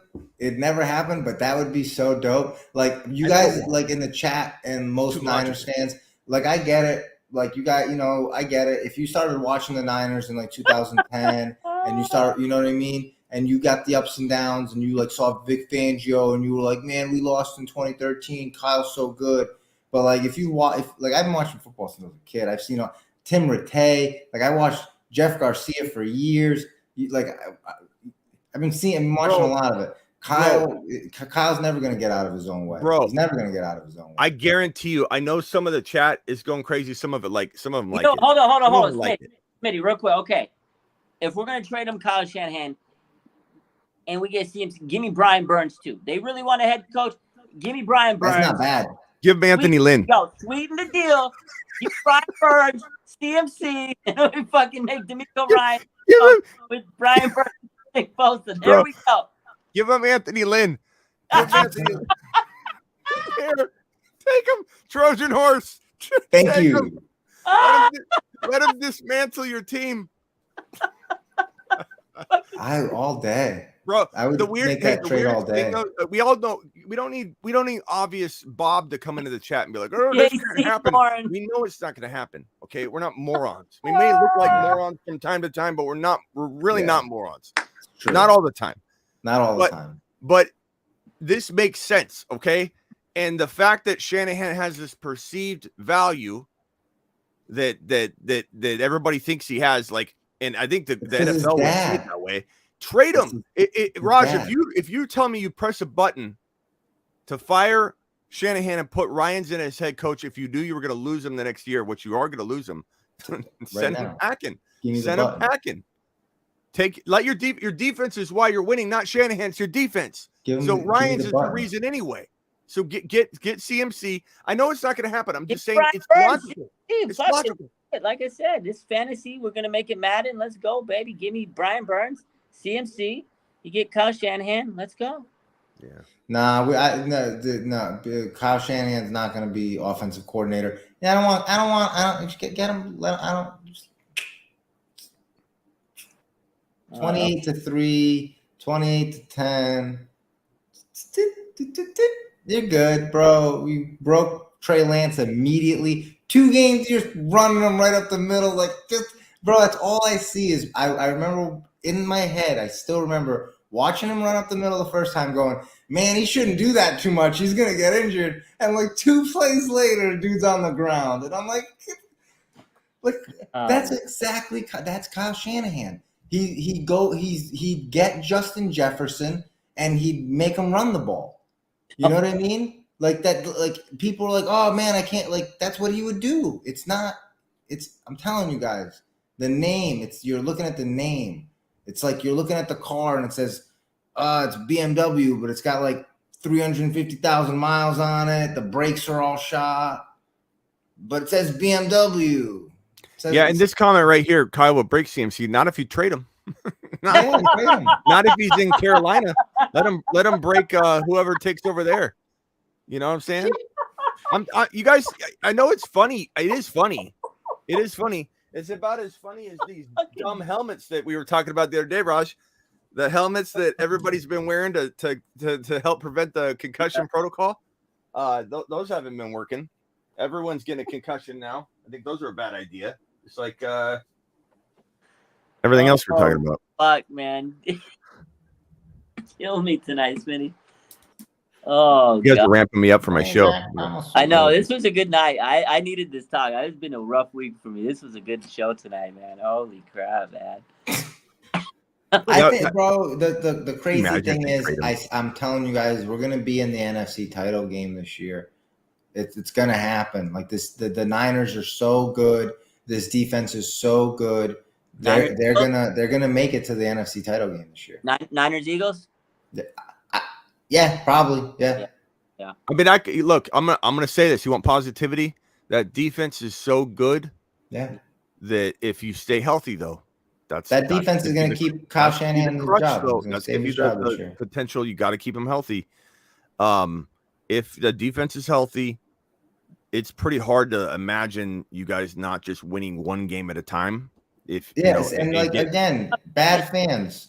You're like, yeah, let's bring back Singletary or Mike Tomasula. It's like, or Sean Payton or Demeco Ryans. Like I get it. Look, if you make it to a Super Bowl again, Demeco's the reason Demeco needs to be the head coach. He's gone regardless. I know, but he's going to go to another team and be a head coach. Wouldn't you want the guy that got you to the Super Bowl to be the head coach? Like, that's what's head scratching to me for everybody that's backing up Shanahan. Everything Shanahan's doing is looking like crap. Like, name some good things Shanahan's done this year. Name something. Everything's been Demeco. Yeah. Has the offense scored more than 14, 17? Yeah, they scored 30 points. No, not the team, the offense. Yeah, they scored 30 points last week. The offense did. They scored 37 points last week. 7 of it was Emmanuel interception, pick 6. But other than that, they scored 30 points. Everything Shanahan has done this entire offseason, and except for one game offensively, sure. Coleman, 2 touchdowns. Debo against who was it? The Panther, or who was it? The Panthers. Yeah, obviously. Panthers, yeah, against the Panthers. His new team, his future team, dude. He ripped apart. They were getting a little look-see under the hood. They're like, what are we getting with this guy? Okay, look at offense. That was a good showing, Raj. That upped his value. Now Carolina's going to be like, we need this guy. He torched us. So aside from that game, Brian Burns, JC Horn, CMC. There you go. They just gave him Brian Burns, Horn, CMC for Kyle Shanahan. Yeah, this is Anthony Lynn. They don't allow me to have an iPad or even keys to the facility here. They think I'm incompetent. If I come over to Carolina, can I get my own computer? Yes. Okay. Thank you. Anthony Lynn out. I warned you about Anthony Lynn, guys. What happened to your offense the moment you hired Anthony Lynn? You guys don't score touchdowns. I'm just telling you. Anthony Lynn, there's a reason Anthony Lynn's play calling duties, and I'm not saying he's calling plays. Shanahan wouldn't let anybody else call plays, but he got his play calling duties stripped from him by midseason. They didn't even want him on the sideline. You guys thought he was the.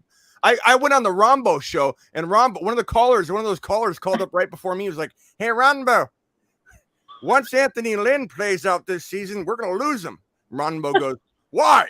He goes, "Because he's going to get a head coaching job." And I about shit my pants, bro. You got to be kidding me. What are we talking about here? He said he didn't even get a computer. Bro. He's going to be a head coach. These Rombo fans, bro. I about didn't go on. I was like, I don't know if I can do this. You cracked me up, man. You cracked me up. Yeah, Lynn hasn't done too much. I like the addition of bringing back our boy Bobby Turner. I feel like that's been a big difference, though. Bobby Turner has helped a lot. Yeah. All right. Well, I got to get on my show. You guys ramp me up. I'm ready to go. I'm hyped up for tomorrow. I'm gonna hit up, but appreciate you for dropping in, Smitty. Vlad, appreciate you for dropping. I appreciate you guys. Saturday night show, man. This was fun times tonight. Hopefully, we create some buzz out there. Rumor mill. Shanahan on the hot seat to be traded. Like this, is spread it out. Get it out there. Oh man. Twitter supports me. Twitter supports me. Maybe Instagram and YouTube are like on the fence. Twitter would have my back. They're absolutely against Shanahan to the core. So the fan base is divided, I think. I'm telling you, that would be the way. All right, guys. Appreciate you, Smitty. Have a good night, man. Have a good night, Raj. Have a good night, Smitty. Later, guys. Take care. You got any last minute takes? It's going to be Victory Monday. It is what it is. I respect the Falcons. It's going to be Victory Monday. It is what it is. The Niners are going to go in. They're going to show why they're one of the most dominant defenses in the NFL, and then it's on to Kansas City tomorrow. Huh? Who's your X factor on defense tomorrow for Niners? I think it's gonna be Huff again. I think Huff is gonna step up again. I think he's gonna keep. I think defenses are gonna test him a little bit to see, right? Because it's a second year only, and I think some offensive coordinators are gonna see what he's about, and I think he's gonna prove them wrong. He's gonna make them eat their words. You know, the thing that worries me is if they keep running the ball, especially effectively up the middle, especially because they have Mariota who can move. Yeah, but I don't think it happens. I think after the second or third quarter, they pull away. This defense just shuts it out. I think you're gonna see the ball come loose somewhere. I agree. I think tomorrow, and I said this yesterday, I think Dre Greenlaw is the X factor. I think he makes a big fucking play. I think Greenlaw's been playing out of his mind. I think he's gonna be the X factor. I think Mooney Ward's gonna play good. Drake London's out there. I think Mooney's gonna really shine. They're gonna maybe put him on an island. It's gonna force other players to step up. I think Hufanga definitely will be tested, and I think he's gonna prove himself because he's mad at himself last week for, letting up some plays where he said he could play better. He'll come with it, but I think Dre Greenlaw is gonna be the guy that has a monster. I don't know. I just have this feeling tomorrow I'm gonna watch the game and I'm like, wow, Dre Greenlaw is a menace. That's my guy on offense. I think Brandon Ayuk breaks it open. I think he has a big game, and I think Debo is going to punish him like he did last year. Yeah, I think it's going to be Kittle on offense. I think you're going to see him break out a little seam and get a touchdown in the end zone. I'd like to see it. The Falcons give up 4+ catches a game to tight end. So if anything, this could be a game where Kittle breaks out. So yeah, and Jimmy peppers him. Yeah, you know it. Love it. So, all right, man. Let's hope that we have Victory Monday. Let's go. We'll talk tomorrow night. Yes, sir. Victory Monday if we have it. So happy Monday. Happy Victory Sunday. Monday. Good night. Yeah, let's hope we get a dub tomorrow. That's all that matters. Let's hope we get a dub. Take care, Raj. Thank you so much. Yeah, take care, man. Have a good night. All right, appreciate you guys. I hope you had a good night. I hope you guys enjoyed the show tonight. This was a fun show. We needed this. This has been a tough week for me. Crazy week. I'm feeling good. This was a fun show. Let's get CMC to the Niners. Let's get a dub tomorrow. Yeah. My man Sad Niner fan says, listening to you guys during work makes it go by so much quicker. I appreciate you. Yeah, I appreciate you, Sad Niner fan. I appreciate every single person that comments, that likes, that supports the YouTube, the Twitter, the Instagram. Yo, we ran it up to 200K this week. I'm so excited. I hope we get a dub tomorrow. Appreciate every single person that supports the page. Even the haters, man. I love them too. It's all, they come in here, they troll, they want their 5 minutes of fame, and we give it to them. So have a good night, and get some rest. Tomorrow is an early game. I might gotta go to bed a little early tonight, but we'll see. Have a good night. Appreciate you. I love you. Stay safe. Let's get a dub tonight. Not tonight. Let's get a dub tomorrow. I'm so fucking lost. Let's get a dub tomorrow. Appreciate you. Have a good night, man.